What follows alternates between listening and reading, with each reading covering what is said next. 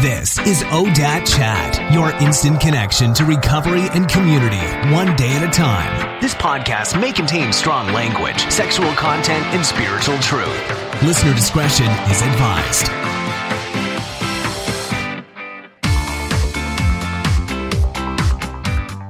Welcome to ODAT Chat. My name is Arlina, and I'll be your host. In case you didn't know, ODAT stands for One Day at a Time. If you haven't yet, don't forget to subscribe on iTunes so you don't miss out on any upcoming episodes. You might be wondering about the purpose of the podcast, and what I'll tell you is that besides wanting to clear up a lot of misconceptions about addiction and recovery, I also wanted to share the teachers, ideas, and exercises that have helped me on my own journey over the last 23 years that really fall outside the parameters of 12-step groups. For today, instead of making a book recommendation, I just really wanted to say thank you to a few special people who have donated to the podcast. Ron H., Catherine B., Neil C., and Cindy T. A lot of resources go into editing, producing, and hosting the podcast, so I greatly, let's try English this time. I greatly appreciate your support. And if you would like to donate, you can go to odatchat.com, and there's a little donate button. In this episode, I'll be talking with Jessica, who's been sober for 11 years. And listen, I don't even know where to begin. She and I had so much fun. We talked about a lot of things. Yeah, we laughed a lot. We cried a little bit. And this is actually the first episode with a new segment called Naked or Vegas. And listen, it just seems like everybody has either a funny naked story or a wild Vegas story. So I just thought, you know what? Let's just include it on the podcast. We'll just make it part of our line of questioning. So we'll have a lot of fun with that. And in this episode with Jessica, not only we actually talk about some serious stuff too. You know, we talked about family secrets. We talked about her struggles with bulimia. We talked about, losing friends to suicide, divorce. But we also, we get real. We have some laughs. But I think you'll really enjoy this episode. Listen, I got a lot out of it, and I hope you do too. So with that, please enjoy this episode with Jessica. Well, Jessica, thanks for joining me on the podcast. Thanks for having me. I forgot to tell you, don't touch anything on the table. All right. I was ready to put my stuff over here, just to make sure. So I am super excited to have you on the podcast. I noticed a trend that most of the people I was talking to were all in their 50s. So I need to get some young blood in here. Get some young blood in here. That's right. Yeah. Plus, you and I have so much fun together. It's ridiculous. No, Arlina, I was going to text you on driving to work today. I was just like, la la la, and then I replayed it over in my head, and then in my head, your voice, whoa. All right, so we'll have to. Okay, so we were at a meeting this morning at 6 a.m. and this poor woman, God bless her, I hope she never listens to this podcast. She comes in a little late, and she tried to shimmy in to her seat between two chairs, but it was like she tried to climb over it, kinda, and then got stuck. She was and then she was like straddling it. Yeah, from I thought the she was front. Going to tip over. Yeah, really is what was going to happen because with her bag and her bottle, this big old bottle, and the guy next to her was looking at her like, "What the fuck is going to happen?" Right? And then you and I started giggling, and it was like being a kid in church and you're not supposed to make noise, and you start giggling. And we just lost our shit for a good 10 minutes solid. Oh my God, I couldn't even look at you. I know. I could see you out of the corner of my eye. You're like shaking, and I knew you were laughing, which made it worse for me. And I was all, stop laughing. Oh my God, we were like fucking school girls. I know. Every day. I know. After the meeting, all these guys are like, what are you guys laughing about? Yeah, like, you don't even know. You don't need to know. Oh, and that poor woman moved away. That's so bad. She went to go sit by her daughter. It wasn't because of us. Lies. You tell me lies. You're just trying to make me feel better. I'm trying to make myself feel better too. That was terrible. I'm like, oh, you're such a bitch. I couldn't help it. I had absolutely no control over myself. Me neither. That was terrible, but super fun. So, that aside, what I usually do to start the podcast is sort of get some stats from you so people can kind of get an image in their mind of you. And I'll just say, you wouldn't say this, but I'll just say you're blonde, you're super fit and totally adorable. And how old are you? Thank you. I'm 34. 34. And what do you do professionally? I'm in HR for a tech company. A tech company. Shocker. I know, being here in the Valley. I work for a tech company. Right. People are going to get so sick of hearing that pretty soon. But, I know. Oh, well, that's where we are. So. Exactly. So you work with what you got, right? Right. Okay. And are you anonymous at work or in life in general? I would say mostly. There are a few people at work that know I'm in recovery. But I would say for the most part, I don't. They know I don't drink, but they don't know that you don't flaunt it. Yeah. They don't know that I'm in, in a part of like AA and. Right. Yeah. Yeah.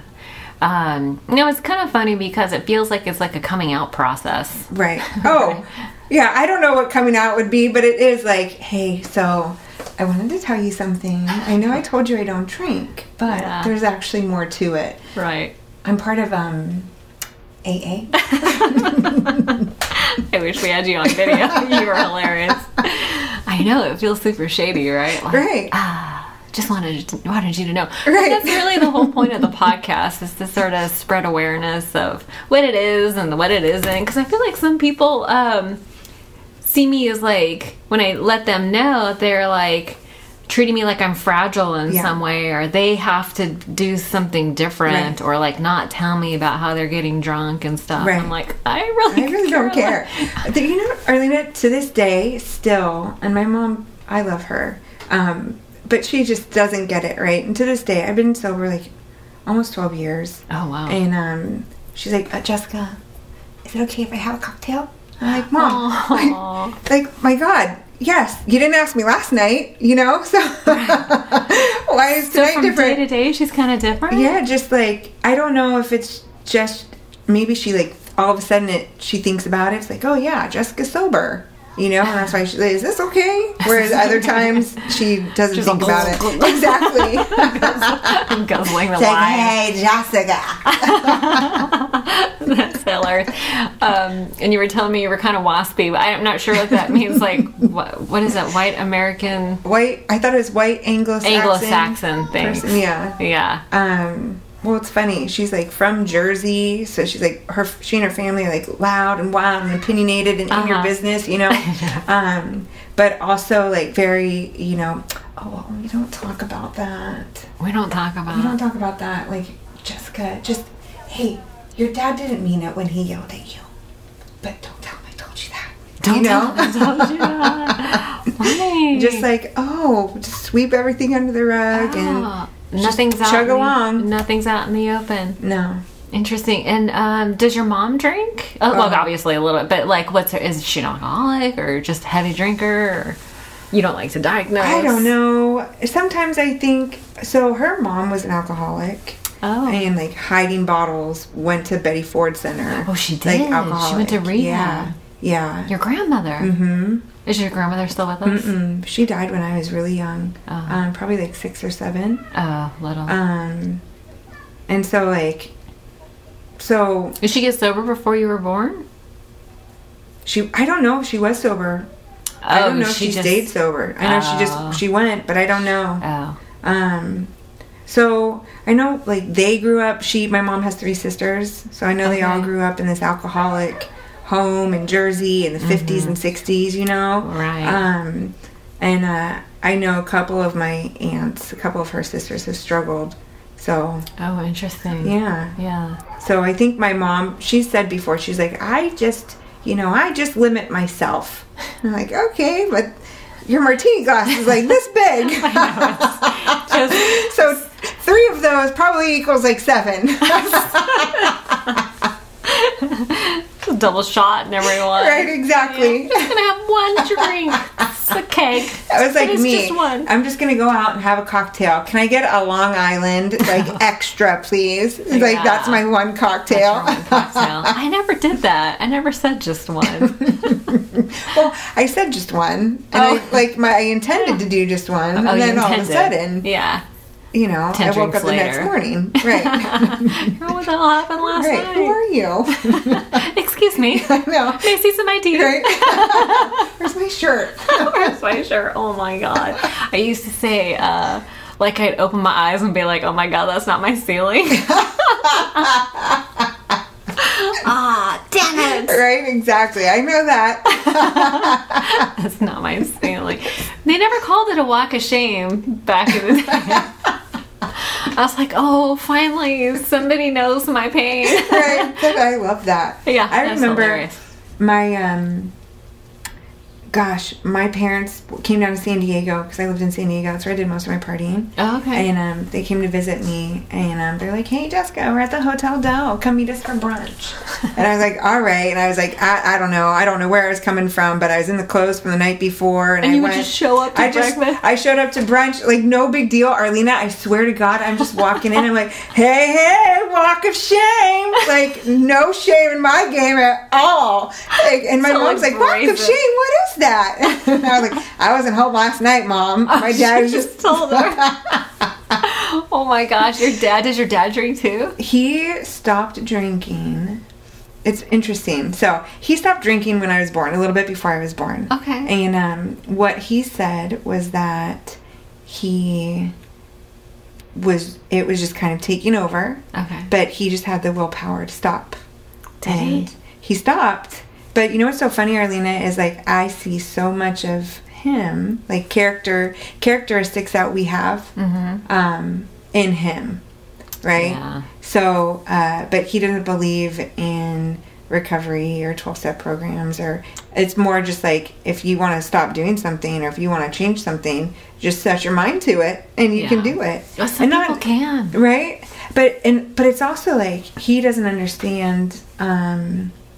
I think more of like the spiritual side of it, right? The spiritual change that we go through, going through the program, being in the program, and like going through the steps. You know, like the spiritual change that comes with that. Because my dad is my dad, and my mom says that he's been like this for as long as she's known him. You know what I mean? So like if he stopped drinking 34 years ago, but he's still the same person, then. And I stopped drinking, almost 12 years ago, and I'm not the same person. Right. I like kind of like, well, Dad, don't you see? He's like, well, whatever. Yeah. There was that old idea that there's some sort of honor in doing something alone or by yourself. Yeah. But I find that it takes more courage to be vulnerable and to open up. Totally. 100%. Yeah. It seems to be like the polar like whatever society thinks is like the right thing to do is like the polar, or maybe just mainstream. It's like we do the polar opposite in a spiritual program. Right. Like that whole idea of praying for somebody, like if you have a resentment towards somebody. I mean, before I showed up in a 12-step program, if I was resentful towards somebody, I was wishing hate on them. Right. Hate, Right, exactly. That fucking bitch. Right. And now we come in and they're like, oh no, you should pray for that person that they have everything that you want. And I'm like, oh, what? Right. But there's that whole idea of energy. You really do get back what you put out. Right. Exactly. Yeah. So, just the whole spiritual, it really is a spiritual program. And, listen, I'm glad I'm not one of those people who's able to just will myself into sobriety, white knuckle sobriety. Because, you just have to be, like, so in control.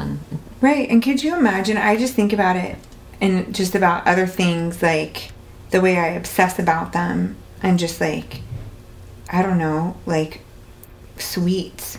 And it's just like, okay, no, I'm not gonna have a donut today, and like I just imagine that with alcohol, and just always constantly, I don't know, maybe for me it would be different, but I just imagine it always being on my mind and be like, nope, you can't do that, can't go there, you know what I mean? Or instead we have a place to go and a program where it doesn't even have to be like that, right?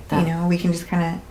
Like the obsession's been removed, at least for me, right? Because of this, so it's not even an issue, right? It totally frees your mind. Exactly. Think about other things other than not drinking or not eating the sugar or whatever. But How old were you when you started drinking? Do you remember your first drink? Mm-hmm. I was 13. Probably like 13. It was in 8th grade. And I got into the rite of passage and sat at the adults table for Thanksgiving. Oh, really? With all my cousins. Like, we would always have Thanksgiving, Thanksgiving and holidays at my parents' house. And my cousins would come up. We had a big extended family. And I was finally at the adult table drinking pink wine. They gave you wine. Very classy. Oh, yeah. Yes. It wasn't as fancy as it is now. Rosé all day. I was like, oh, look at this pink wine. Just glass after glass. Have it a lot. Oh, yeah. Well, I think by the time I was like drunk, everybody else was drunk too, so they weren't even paying attention. Right. You know? Oh my gosh, that just blows. Do you have siblings? Mm-hmm. I have a brother and a sister. Are you the oldest? I am. Oh, okay. Yeah. And are they drinkers too, or in recovery? I'm the only person in my family in recovery. The only person? Oh. In my immediate family, my extended family. The only one? Yeah, the only one. It's wild. That must be so hard around the holidays. It makes holidays a little bit stressful. Just because holidays with my family is already stressful. Yeah. Right? And no then matter what. Just like so triggered, you know? And being around them drinking like doesn't bother me. Actually, I prefer them drunk. Oh, really? Yeah, because if not, everyone's just a little bit more relaxed. Yes. Oh, wow. My mom is like so wound up. So when she finally has a cocktail, she's just, and just everyone else can relax. Oh, man. I know. That's not my experience. A little jealous. And then they just get a little bit wild. So there's always like they cross that line. Yeah. Do they fight? No. Or they just get a little loose? They just get loose, playing games. Loud. Loud. They don't fight. Mm-mm. Okay, so I guess it's not a problem. Yeah, that's what. Yeah, most people. Like, I know. Okay. Wow. So you were the only one that went overboard. Yeah. What happened? Did you get like DUIs or get in trouble or? No, I didn't. So my dad. I was just telling somebody else this. My dad always told me. I always remember him saying, if you are clever enough to get your ass thrown in jail, you better be clever enough to find a way out, because it's not going to be me. He's like, I am not going to save you. Right, and I believed him. Okay. So I was always like really scared of anything that would kind of get me in trouble or anything like that. You're the oldest, so did you follow the kind of stereotypical oldest, like you're like well behaved and the responsible one? Oh, you're the opposite. The complete opposite. So funny. It seems like it's either one or the other. Like I have an older sister and she totally was like straight A student. No. She was the good child. No, not you. No, not at all. I was like out talking to boys, like putting clothes underneath other clothes when I would like go out. The clothes you weren't supposed to wear. Yeah. Exactly. Because my parents were like, oh, let me see what's in your backpack. You know? So I'd be like, well, all right. I'd put them under my other clothes. Yeah.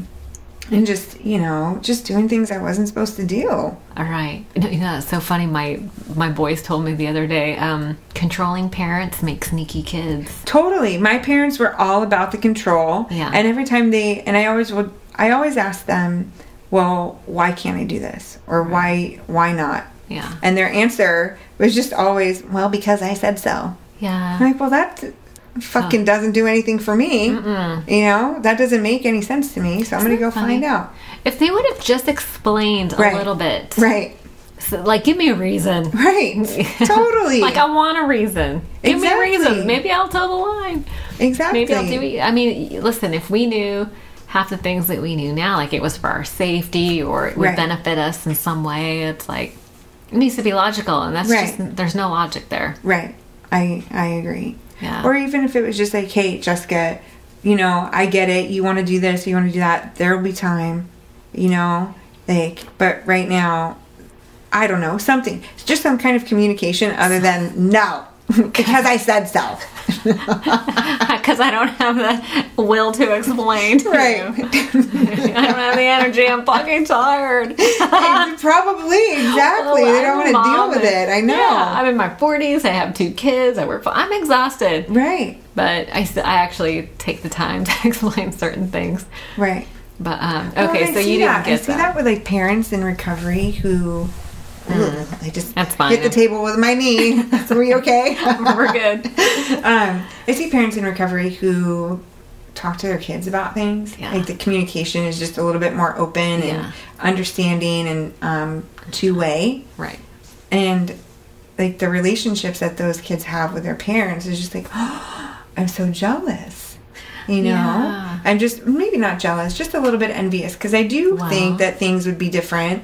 Maybe my relationship with my parents would be different. Yeah. Maybe they wouldn't trigger me as much. Maybe, I don't know, I wouldn't have gone down the path I went down. I don't know. It is tempting. You know? Tempting to think that things could have been different. Yeah, not that I love where I'm at now, but I just, I think it's more the communication because my parents and I were always just butting heads and at odds and, you know, my brother yelling at us like, you ruined Thanksgiving again, Jessica, you know, or whatever. You're always the scapegoat. Yeah. There's always one in every family, right? It was me. And it was you. Yeah, that was me too. That's a tough role to fill. Mm-hmm. Seems like someone has to do it. I know. It's usually the strongest ones. Yeah, Is that you? I'd say so. You're the strong. Yeah, my brother and my sister don't have any skills. They just kind of denial or, you know, mostly denial. Yeah, it's funny because I don't think most people have good coping skills. Right. You know. Well, I know I didn't until I got sober. Until you got sober, yeah. And so what happened? Listen, I'm sure you have plenty. I feel like everyone has like either a naked story or a Vegas story. Right? I bet so you have many of both, exactly. Would you like to tell one? We can save that for a one-on-one. Okay. All right, well, I'll tell you one. It's not mine. Okay. This girl I know, oh my God, we hear so many funny stories in the program, right? This girl I know was talking about how, you know, she was waking up one morning and it was because something was shining in her eyes. And she starts to slowly open her eyes and like her head's turning. She opens her eyes and it's changed. There's like change on the ground and the sun is shining on it and it's reflecting in her eyes. Then she realizes that the change was on grass. And then she becomes more aware of her surroundings. And she realizes that she's naked on the grass. Oh my God. That she's on the front lawn. And there's a guy next to her who's also naked and passed out.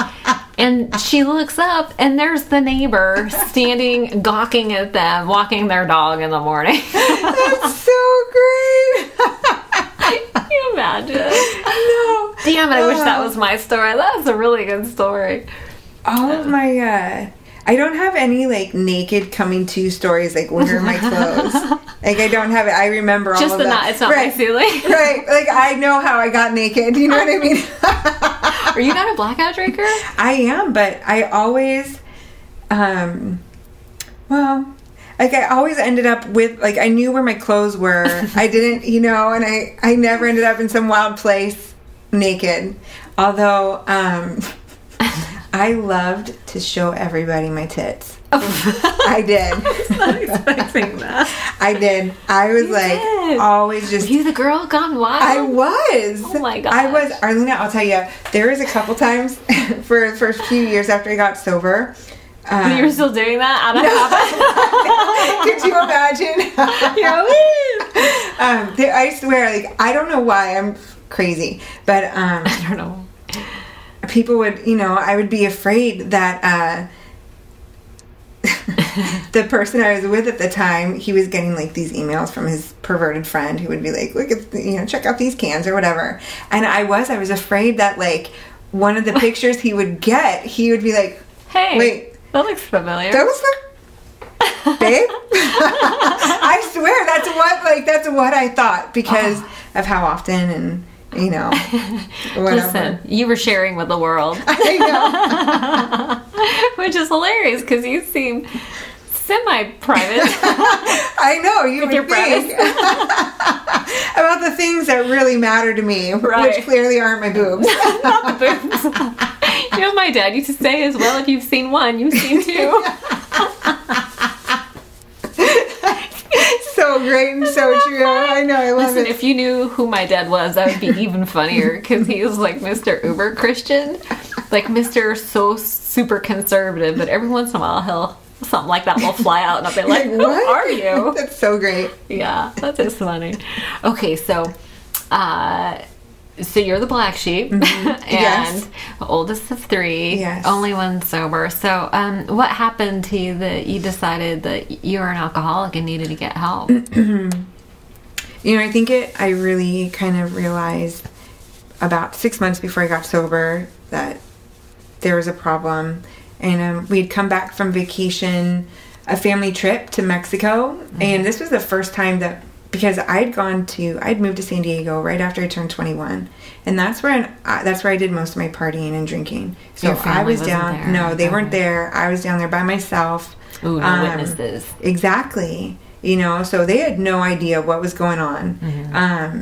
And so we went on this vacation to Mexico, and that was the first time. Like, I just let her rip, man. I just didn't give a fuck, and wasn't even thinking about keeping up appearances. Mexico was scary, though. It was crazy. Yeah. And there were some things that happened when we were down there where my family was just like, "You have a problem. Like, do you know what you did last night?" Was it like being like overly flirtatious with other? It would be women? that. It's usually like you're throwing up, like Right. hitting It was- on somebody, it or was getting angry, all or of fighting. that. I think they said at one point, like, my brother and sister and I were in this like one big suite, and I think I remember them saying that, like, I went to go to the bathroom and I didn't make it to the toilet, and I just like peed on the floor. Yeah, in front of my brother and my sister. Oh my god! Right. And then my mom's like, "Do you," in her very waspy way, "do you know what you did?" Like whispering. shamey. Yes, like whispering, making sure that nobody else could hear her shame me, but she wanted to make sure I was Right. shamed. Like, "Do Yeah. you know what you did? And Emily had to see you." I'm like, "Well, I didn't know." I'm sorry, you know? Wow. Yeah. I hated hearing those stories. Right. And I was like, really like, and it's not like I was saying I'm sorry. I was like, "Mom, you know, whatever. Are you sure?" Like, very defensive. Right. Because I knew. Yeah. So, long story long, I came home after that vacation, and there were a few days before I went back to San Diego, and I was talking to my family friend, Debbie. She's like my second mom. Oh right. And I was like, and she was sober. She was sober at the time. Okay. And I was like, "I think I'm an alcoholic. Like, I think I need help." And she's like, "Okay." She's like, "This is great. We can find meetings in San Diego for you. We could do this, we could do that." And I'm like, "Whoa, hold on, Slow your roll, bitch." Right, pump the brakes." I didn't, you know, like, what, I'm gonna go by myself? My birthday's in a week. Your 21st birthday? It was my 22nd birthday. Oh wow, you Yeah. crash and burn in a year. Pretty much. Yeah, I totally get it. Yeah, I know. I understand.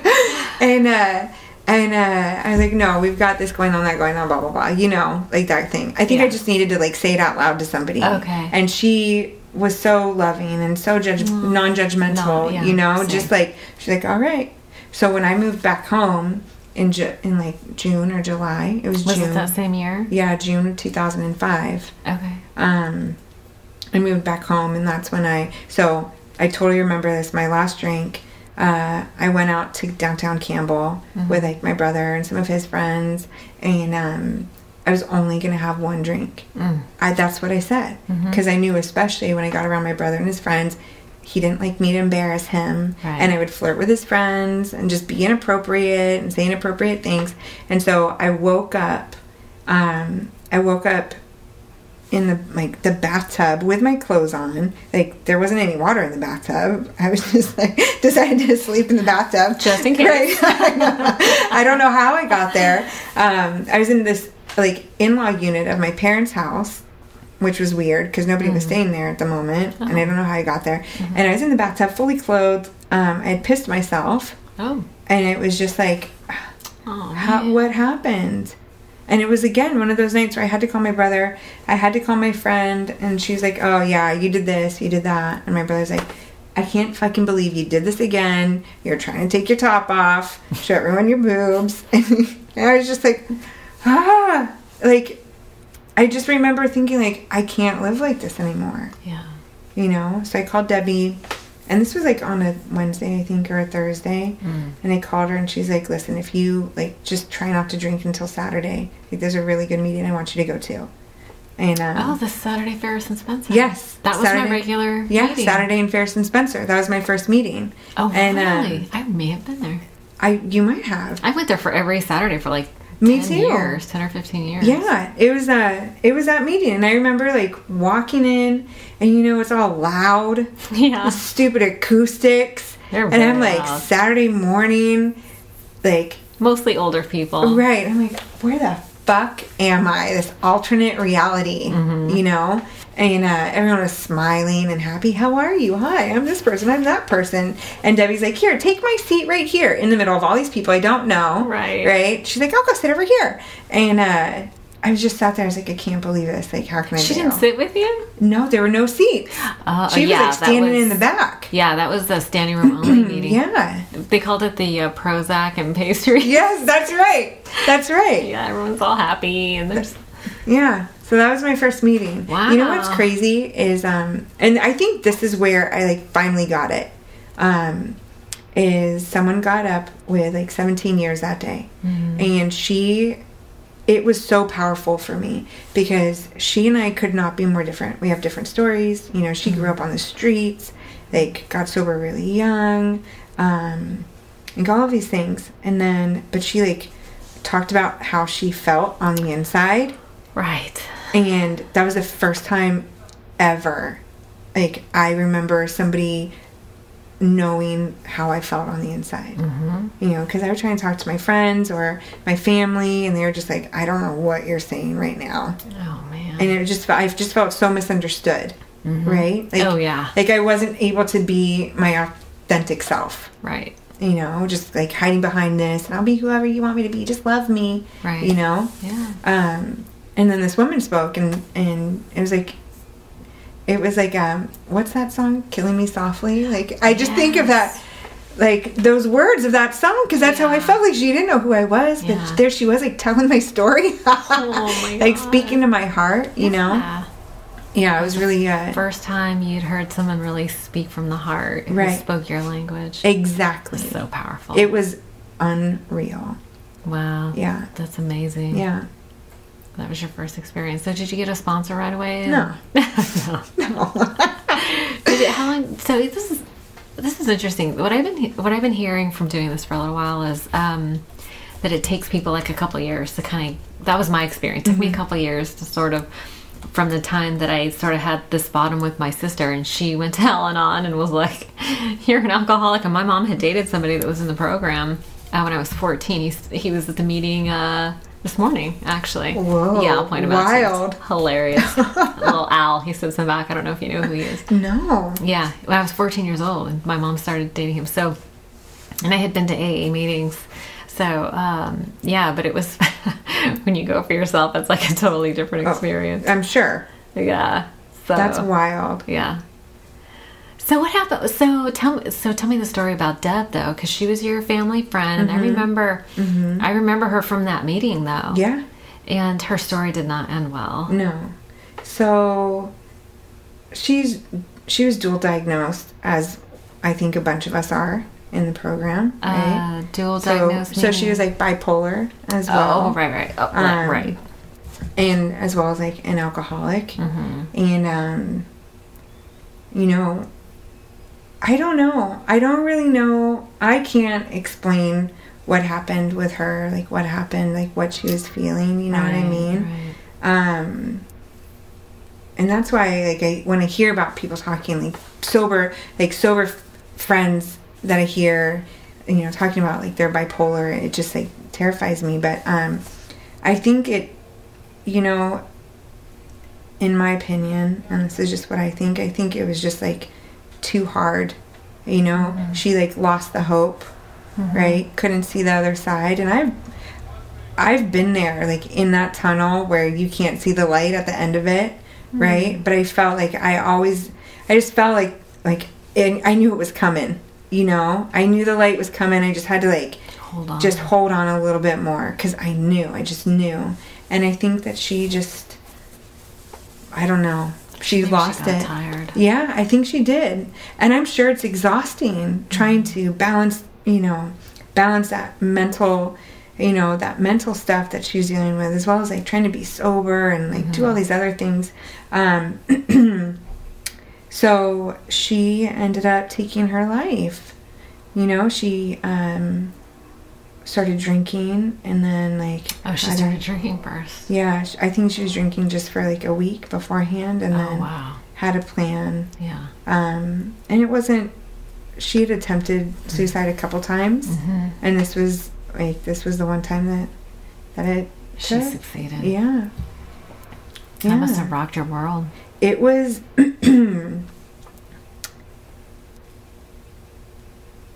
Oh, I know. How long has it been? At least 10 years. Mm-hmm. This was early in your recovery. Yeah. I think I was maybe, like, 1.5 years, 2 years sober max. Okay. So, yeah, like 10 years. 10 years. It's crazy because I still get so emotional about it. Of course. There's part of me, and I think it's just because I'm hard on myself, it's like, Jessica's like, toughen up already. It's been 10 years. Oh. But she's just such a special soul, and so special to me, right? You talked about, you asked about my family, and is anyone in my family in recovery? And there is no one. And for a while, she was. Yeah. Right? She knew. She was my family. She was my ally. So she was always there at family functions. She knew my parents. Right? So I could go to her and I'd be like, oh my God, Deb, like, Francine is fucking nuts right now. And she's like, I know, I get it. And she'd, like, help me get back, right? You gotta pray for her. She doesn't know what she doesn't know, all this stuff, right? And it was just the anniversary of her death on, what was it? On Sunday. Oh, just this last Sunday? Yeah, just this last Sunday. Because it was the day, I always remember, it was the day after my sister's birthday. Oh my God. Yeah. Yeah. Wow. That's rough. It's just, when that happened, so there are a couple things that were just really profound for me, and, like, in my recovery. And, like, one is she did such a service for me, right? Introducing me to so many people and, like, the program, and, like, being there. Yeah. And, like, part of the reason that I stay sober is to, like, honor her, right? She couldn't see that, like, light, and I, like, don't ever want to let go of it, like, for her, right? Right, yeah. And just, I lost my train of thought. You didn't want to lose your sobriety in her honor. Yeah, in her honor, and just... she was your only ally in the family. And I just...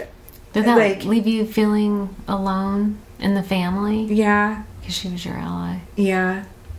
Yeah. Yeah, she was just kind of... She was just such a big personality, and, like, left her mark in so many different ways on so many people in our family. Really, like, I know everyone feels the loss, and, like, I think this was my biggest loss. Yeah. And that's how, like, I feel it, because she, like, got it and, like, got me. Yeah. Yeah. And it was just, I'd never experienced loss like that before. And such tragic, like... I know. Wait, where did this come from? I know. It comes out of the blue. Yeah. Yeah, and I remember when I first got sober, they told me if I stayed sober long enough, I would go to a lot of funerals, and that's been the case. But I think it's so important to also celebrate the wins. Like, we're fanatical about celebrating, birthdays and anniversaries, because it really is a big deal. And I think sometimes we take it for granted that we're going to have another day, when people stand up and announce. We've had a few people in our circle announce themselves as new. Yeah. And while it feels like a punch in the gut, it reminds me that it's not the norm that alcoholics and drug addicts like us. I forget that. Yeah. Yeah. So, we are the lucky ones. Right. I do feel blessed, and I know you do. And I think she would be so proud of you. Thank you. Yeah. Yeah. And I just wanted to switch gears a little bit. We were going to talk about, listen, you've been through a lot of changes. I sure have. Oh my gosh. So, you were married, and you're transitioning. I don't even know, how do you describe where you are now? In the process of getting divorced. In the process of, okay, that's how you. So tell me about Sam. He's, I fucking love him. I know. It's so strange. It's so weird to talk about this. Yeah. What an emotional day. It's that boxing. It just brings it up for me. Girl, okay, so for those that are listening, Jessica showed up to my house and she's sexy sweaty. I like that. Right? Would you like some tissue? And you're describing about how therapeutic the boxing has been for you. It has been. And you started going right when you started... When I moved out. When you moved out. Yeah, when I okay. left. So, but you and Sam had been married for how long? Married for 4.5 years. Together for 9. Oh, a long time. Yeah, a long time. Yeah. You guys were together for a long time before you got married. Yeah. You were just babies. Yeah. You were in your early 20s? Yeah, I met him, I was probably like 2.5 years sober. Okay. When I was 24. I met him when I was 24. Yeah. That's old Bob was when I met him. Yeah. I'm older than he is. You got to get him young because us girls live longer than boys. Right, exactly. So you were really young and you guys met. It was boy meets girl. We met at, I always use this as a plug for the Hawaii convention because that's where we met. Oh, so really? We spent our first, oh my God, getting to know each other. In Hawaii, in Oahu. Romantic spot. Right. And I was, showing off. So, you're going to go on a... Showing off? Did you show him? Did you flash him? No. I was such a good girl. Showing off is in, I'm going to go on a sunrise hike up Diamond Head. I hike all the time. God. No, I don't. No, I don't. Sure, I'm going to go on this surfboard meeting out in the middle of the ocean on the fucking swim out on the surfboard. Did you nearly die? Yes. My arms were like noodles, just shaking, trying to get out past the break even. Oh my God. I was trying to show off for this guy. Right. Mr. Super Handsome. It worked. Yeah, it did. It sure did. Oh my gosh. And so you guys were, so 9 years, almost 10 years. Yeah. That's a long time. It is a long time. There's a lot of history there. Yeah, he's a really good guy. Yeah. I think that's why it took me so long to make the decision that I had to make. So right? what happened? So, if I can, and I don't know all of the details, there are a lot of things that he kept from me. Yeah, from your side, right? though. Yeah. Because we love Sam. How can you not love Sam? When he's sober, he's so great. He's such amazing. A good man. Yeah. So funny. So, I know. He is amazing. Yeah. So, from my side, what I saw, right before we were going to have our wedding, he hurt his back. We were going to get married, and this was in October. We were going to get married the following year, and he hurt his back. And he got prescribed pills. And from what he kind of tells me now, and I was never around hard drugs, pills, anything like that. I did consider pills hard drugs. Well, I guess so. opiates. Now, huh? I guess painkillers like oxys and stuff. Yeah. I always think street drugs, but yeah, pills are hardcore. Yeah, God, they're taking people out left. It's crazy. Right. It's crazy. So I was never around that though, and so I didn't know what it looked like. Right. You know. You can hide. You can hide behind pills. Yeah, it was crazy. It doesn't have an odor. No. So apparently, so he hurt his back and he started taking pills, and that became expensive, and he couldn't get his prescription filled anymore. So he started using other drugs. Yeah. Really hardcore drugs. And again, I didn't know what that looked like. Right. And it was Sam.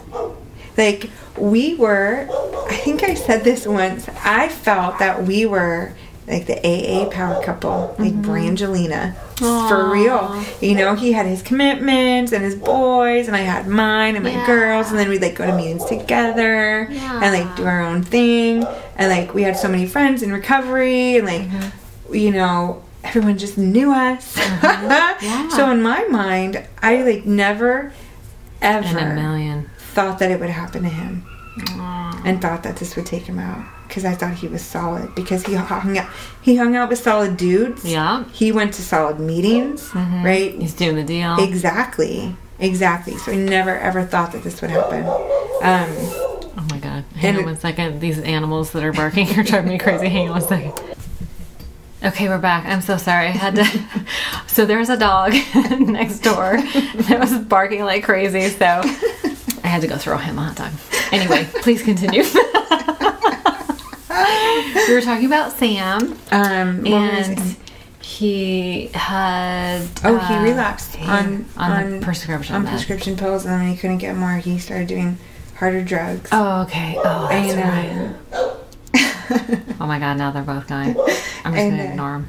And, like I was saying, I didn't know what that looked like. I never did that. I wasn't, I didn't hang around with people who did that. And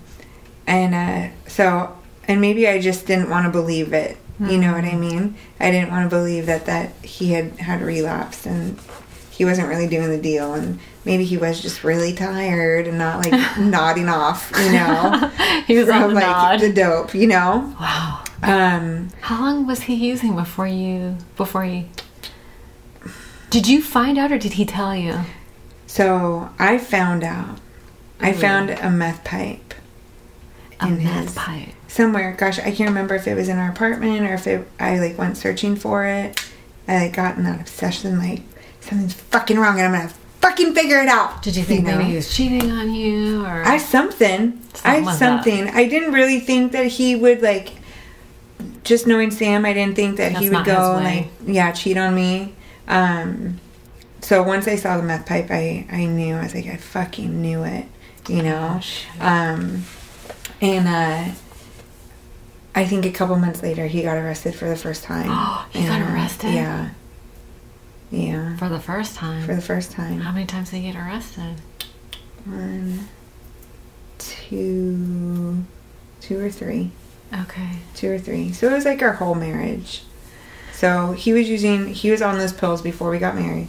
Oh. And then, we went down and we had a beautiful wedding in Mexico. Yeah, I remember seeing pictures. And he was using at that time. And after he got arrested, like, he started, I believed him, because I wanted to. And, like, that he was gonna, stay sober and... Well, I'm sure he wanted to. I know. I'm sure he wanted to, too. Yeah. And that's why I think, it's been a little bit easier for me to kind of, like, let go of all the crap and all the stuff, like, and all the pain and, like, well... I could probably easily be like, you did this and you did that. Remember this, remember that. But like, I get it, right? I know in my soul that that's not Sam, right? That's not who he is. That's not his authentic self, and that's the addiction. We lose the ability to choose. Exactly. Once we make that first choice, right? We lose the ability to choose. Right, and I think that's why. Like I said, I think that's why it's been a little bit easier for me to just, see him for who he is now and not hold on to the rest of that crap. Right. Easier to be at peace. Right. And to let go of the negatives. Right. Yeah, I get that. Yeah. So, he struggled for our whole marriage. Yeah, our whole marriage, trying to get sober. And he did a couple times. And this past summer... some stuff happened, and he just did some shady shit, and just all like drugged out. Is that something people say? I don't know. I think so. I don't know exactly what you're talking about when you say that. Yeah. All like drugged out, and the cops came to our apartment with a warrant. They had to search the place, and he got arrested that day, and he went to rehab for a little bit, and then tried to stay sober. And I think he was just about like 60 days, and he relapsed again. And then in October, it was just, I had this, like, I woke up, and there were so many things leading up to this, right, Arlina, like, in my head and in my heart. It was just like, fuck, Jessica, how much longer are you going to do this? You know? Like, you couldn't do it anymore? Right. Just like, how much longer? Like, are you going to wait another 5 years, 10 years? What's your life going to look like? Right? It felt like Groundhog Day. Right. Every day I'd go to bed. I'm like, tomorrow's going to be better. Right? He's going to come home when he says he's going to come home. And he's going to be here. And, like, all of these things. And then the next day, you know, none of that would happen. Right. And it was just kind of like, I knew in my heart that I had done everything I could. Like, for staying as long as I did. Supporting him. Helping him. I did everything I fucking could. And I couldn't do it anymore. Okay. Like, there's nothing that I could do. Like, it was up to him and God. Right. You know? So I had to, but the only way I was going to be able to let that go was to leave. And so I had to make the decision. Okay, and how long is that? How long ago was that? That was in October. October. So you've been doing boxing since October. Yes. Is that why you're so fit? You're like super fit now.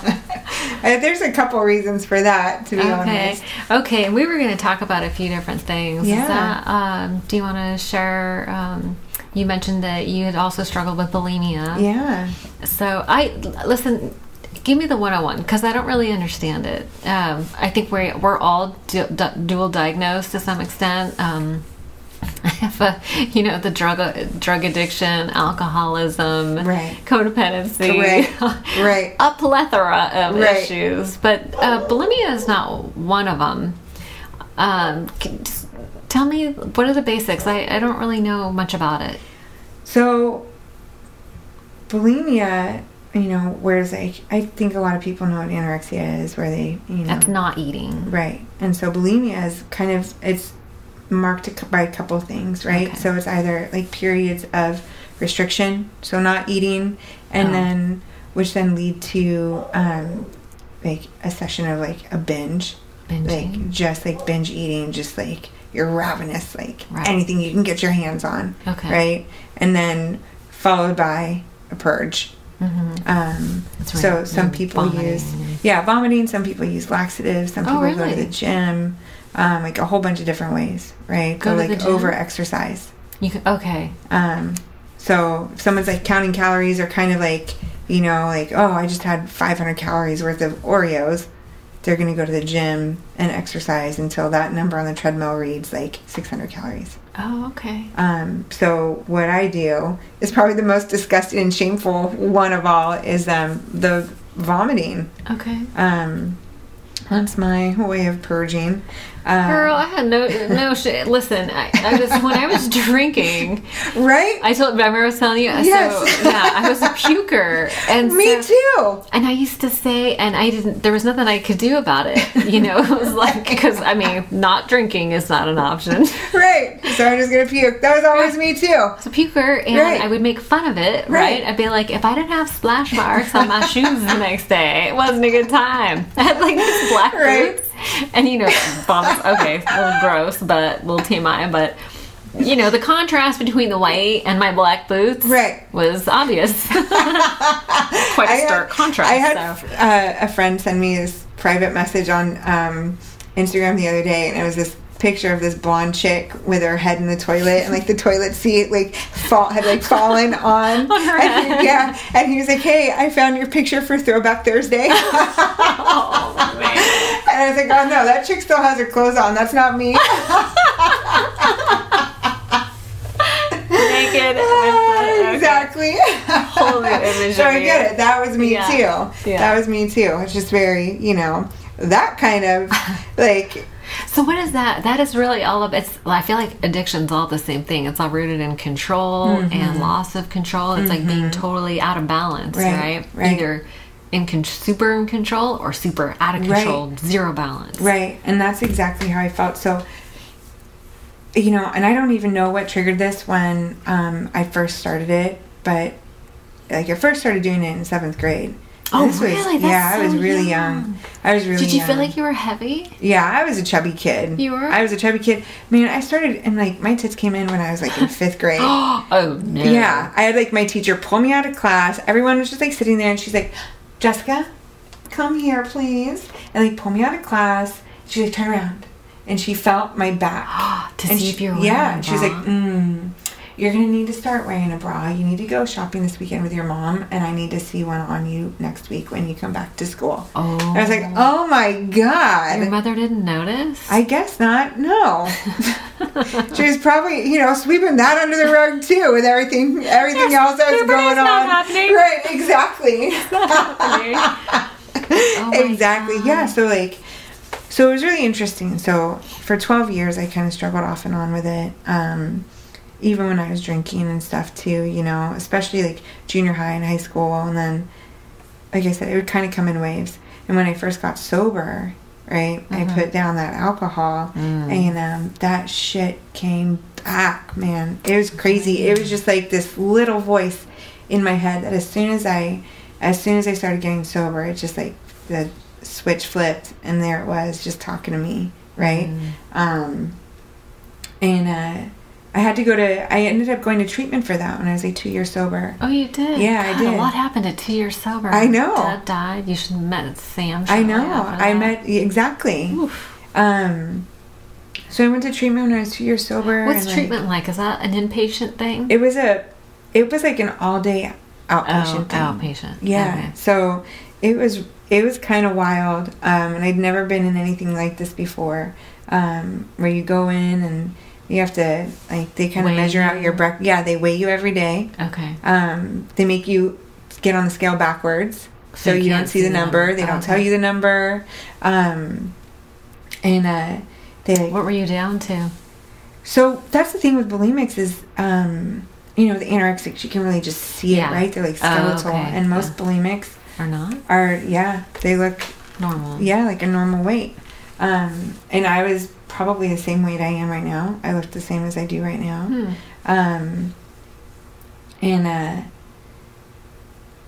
Do you want to share your weight? Just kidding.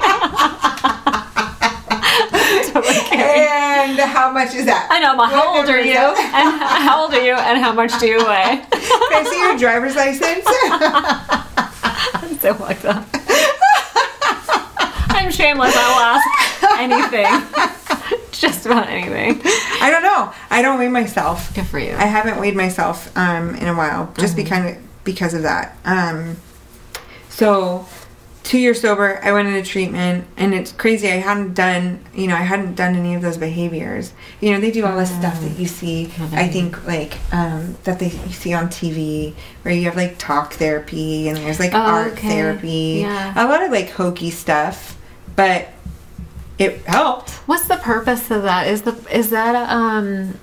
like arts and crafts thing supposed to be it was like meditative? It was like, draw a picture of your eating disorder and how I've heard that. How it's like represented in your mind, or like draw a picture of something, like the voice of your eating disorder, or like, make the voice of your eating disorder out of these like this paper mache and these fucking newspaper clippings, stuff like that. Yeah. But what was the experience? Like, it sounds like it's. Listen, I'm all about. I understand contempt prior to investigation, but I've been sober a while, so I've done some weird shit in therapy, right? Yell at this pillow as if it was the person. Totally. Come on, bitch, really? I know. And then I do it, and I'm like, wow, I feel so much better. I know. It's so weird. Okay, so you do I know, and I'm like so judgmental. I'm like, are you fucking kidding me with this hokey shit? But that's a self-defense mechanism thing, right? It's like the whole purpose of addiction and bad behaviors is to avoid our feelings, right? Because we don't know how to feel them, right, or process them to completion, right? Right. So we mock it, right? We judge it, and we get all totally like, oh, this is stupid art therapy. Yeah. And then you did it. I did it, and like, I guess it's kind of probably similar, I would say, to like doing a 4-step, right? you know. You're digging something up and you're sharing it. Right. And you, like, there it is. There it is on paper or in paper mache or in fucking clay. I don't know. Right? Or papier-mâché. Like, oh my God. Papier. That's how the French say it. Okay. I'm Mexican. I don't know. But it's kind of just like for me anyways, just kind of like seeing it. And seeing like the power and like, you know, and the darks, like the way it just kind of seeing it for what it is. And like, do I want to let this control me anymore? Right. You know? Because what I liken it to is, so when I was drinking, right, it was never like, oh my God, I have to get a fucking drink. It was like, hey, let's party. I know, right? You know? Right, exactly. So it was never like, I need a drink. Right? I was like, let's go. Right? And I was some lasers. I know. That's how it was. So it was never, so sometimes when people talk about, you know, they needed a drink to function. Oh, yeah. I can't relate to that. But what about like when, like if you got your heart broken or, you know what I mean? Again, it was like, let's go party. Okay. You know? So that's how I related it to. That makes sense. You skip right over the pain and go right to the party. Let's go party. What I imagine people who needed that drink to function or to make themselves feel better, or how I've heard people talk about their addictions, is how I used bulimia, right? Yeah. Just this obsession of like this control, this routine, this rigidity, not making plans or not doing this or not going here, because I knew I wasn't going to be able to like go home and take care of business. You know what I mean? And then if something came up and like threw a wrench in that plan, that obsession, right? The obsession that I assume is kind of like someone who needed to score and like didn't have the money or their hookup wasn't calling them back, and just like, how jonesing. do I? Yeah, just jonesing. And that's the way it was for me, right? How am I going to do this? How am I going to get rid of this food? Right, to be frank, it sounds weird saying it like that, almost like disgust. Like it kind of disgusts me to say it like that. Because I'm getting that you're I mean, I don't feel disgusted, but like it's not grossing me out. It doesn't bother me, but I can see that it bothers you. Yeah, I think it's just the shame. Yeah. The shame of it, right? Right. I also like to pretend I have all my shit together. Yeah. That here's my dirty little Keeping secret. it classy. Right. I'm thrown up in a Walmart bathroom. Yeah. Oh, really? So just any, like, is it, you just feel compelled? Yeah. Yeah. And so to not do that, to not feel that obsession, right? And to do that, it's like, well, what do I do? So certain foods, like I will or will not eat, right? Okay. Or like not eating at all, right? Because it's just like I know what's going to trigger me, or to stay away from that, you know, and having to figure out, you know, because when I'm thinking about that, I can't do anything else, right? And you also can't feel anything else, right? Like whatever it is that's bothering you. Exactly.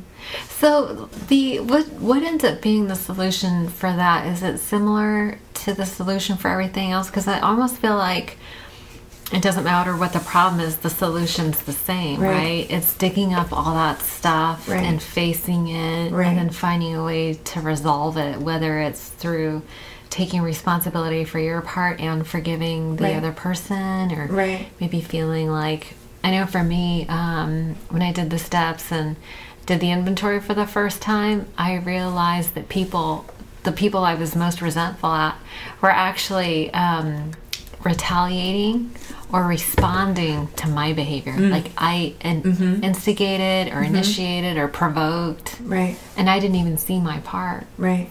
But once I was able to see all that and be honest, then it seemed like my resentments and stuff went away, and those feelings kind of resolved. Well, so I've been thinking about that because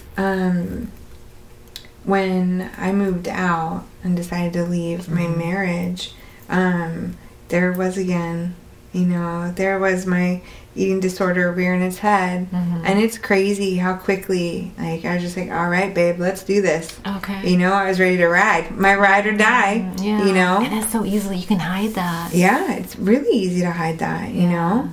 And it just, you know, it makes it hard to, you know, do things and go out. And I think where I'm at with it today, like, and how I'm kind of looking at it. So I was driving over here and I was just thinking about it. It's been on my mind a lot, right? Because how am I going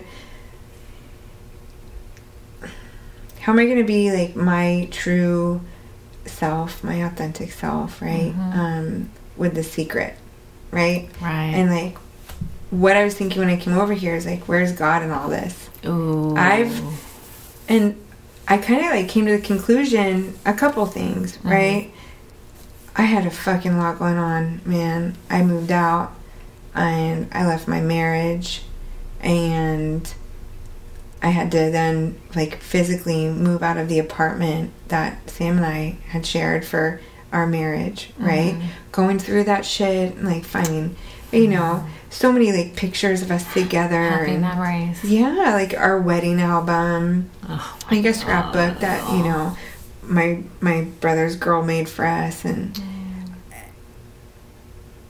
you know, and you're right. I do sound very, like, when I talk about my bulimia and my eating disorder, I do sound very, like, disgusted and ashamed. And, like, I guess, like, even just talking about this right now, like, the process, like, I'm doing the best I can, like, like, for everything that was going on, like, I don't think I could take on anything else, right? Because I was dealing with that.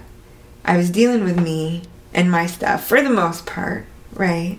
And then, I think to bring up all of that other stuff that, you know, my eating disorder, I think, that's behind my eating disorder. I don't know. I probably would have ended up in a straitjacket at El Camino. No offense. Right. I mean, you know, I think I was just like, right. But it's really getting, you know, I'm to the point now where it's just like, okay, like, you're good here, right? You're good with Sam, right? You guys seem like you're really at peace with each other. It was, you know, you can be at the same meetings and you guys are like loving towards each other. It was I had made the decision that I wasn't going to hold on to the crap. Good for you. Right? That's amazing. I didn't want to be that person. I didn't want to be bitter because, like I said in the beginning, I fucking love Sam. Yeah. And he's a great man. He is. When he's sober, he's a great man, and I knew that. And that's probably why I stayed for so long. Right. You know, through all that crap, right? And I didn't want to, like, I don't know, I just didn't want to hold on to that because I knew that's not who he was.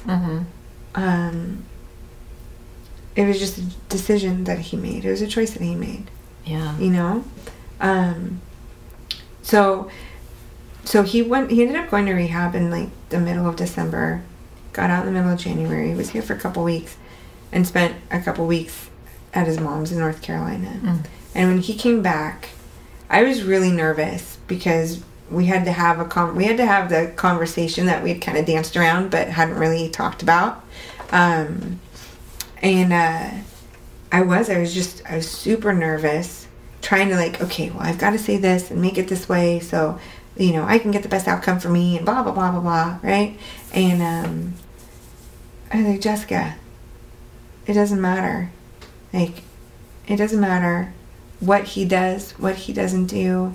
Like, you just got to let it go. Like, whatever's going to happen is going to happen. I have no control over it. I can't, like, if I say one thing or not, isn't going to control his reaction or how he feels about it. So before that conversation, I, like, talked to my sponsor, talked to somebody else in the program, and I said, like, a prayer. And I said to just, like, remove the expectation and have the conversation just be filled with love and compassion. And to also help me speak my truth, because that's always hard for me. Hard. We had the most beautiful conversation, and it was like the most honest conversation that we'd had with each other in a while, you know. And it was just really special. Yeah. You know, and what he told me is that he didn't want me to cry anymore. And he didn't want to make me cry anymore. And, right? And part of me was like, you fucker, where was this? Right. And that he'll do, you know, whatever I need him, whatever I ask him to do to make, that would make me happy. Yeah. And that's because, and the reason he was even able to say those things and we were able to have this conversation is because he's sober now too. Yeah. And he's hanging out with good dudes and he's working the program, right?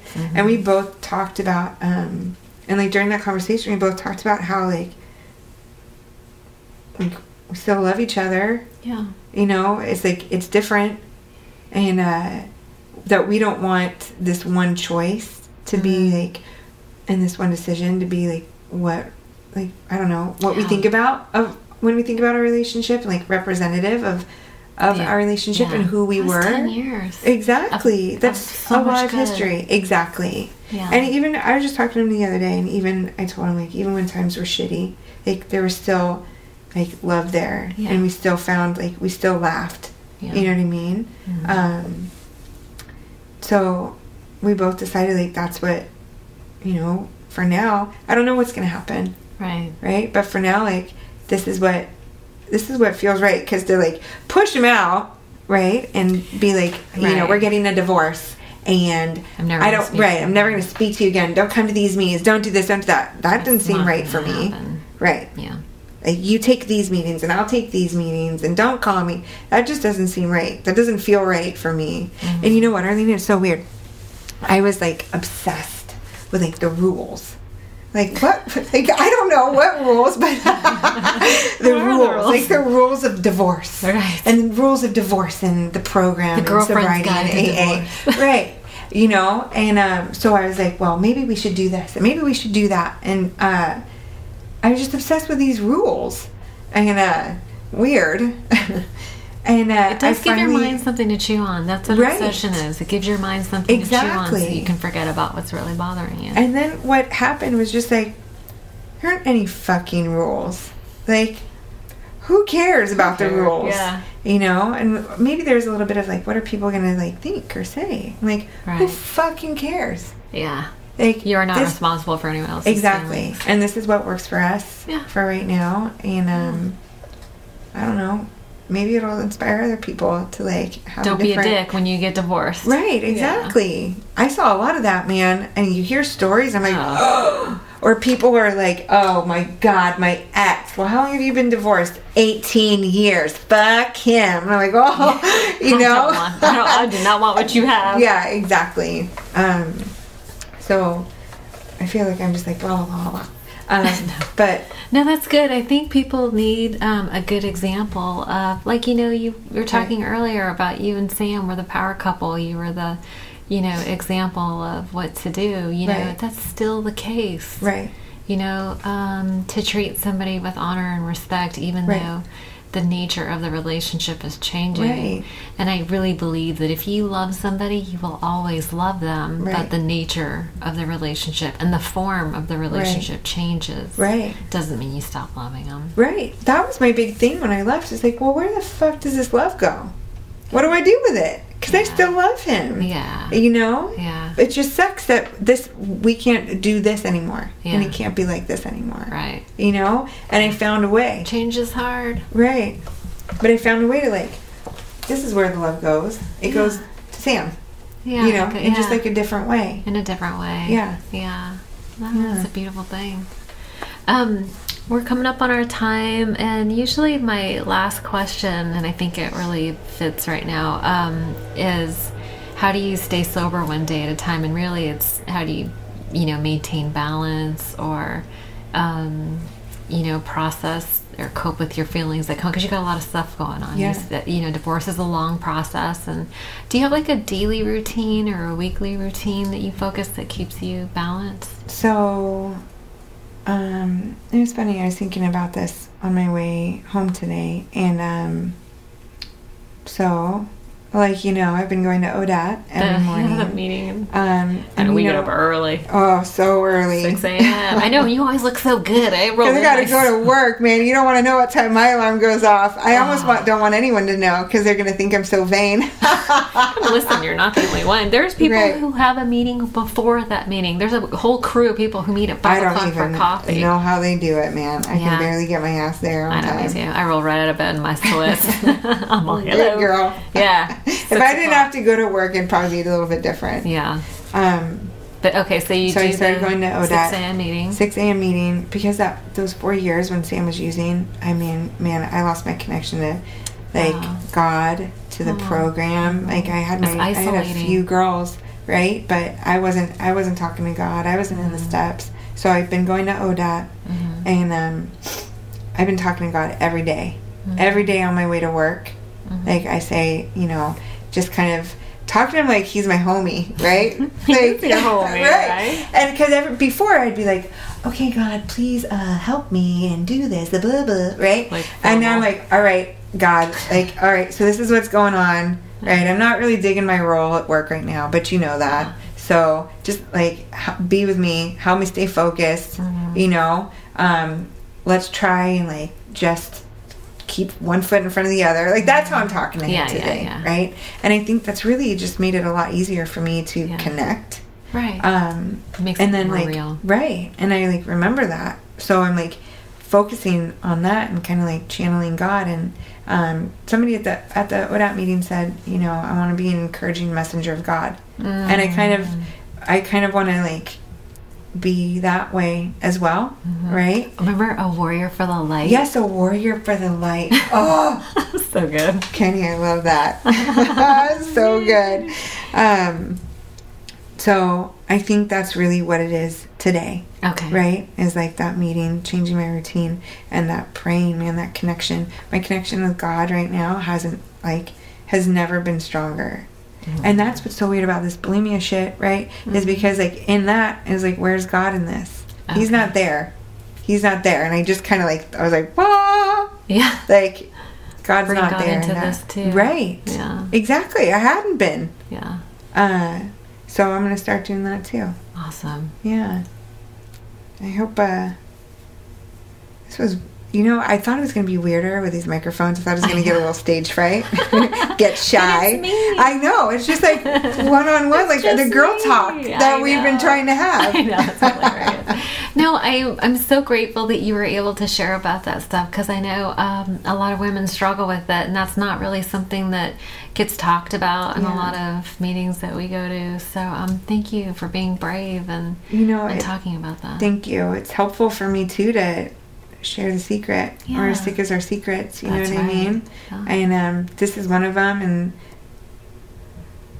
whatever it is, like I know how scary it can be to just like speak the truth and say this is what's going on. So I hope that can, I don't know, maybe it'll help somebody else to at least say like, oh, I'm fucking struggling, like I need to talk to somebody, you know?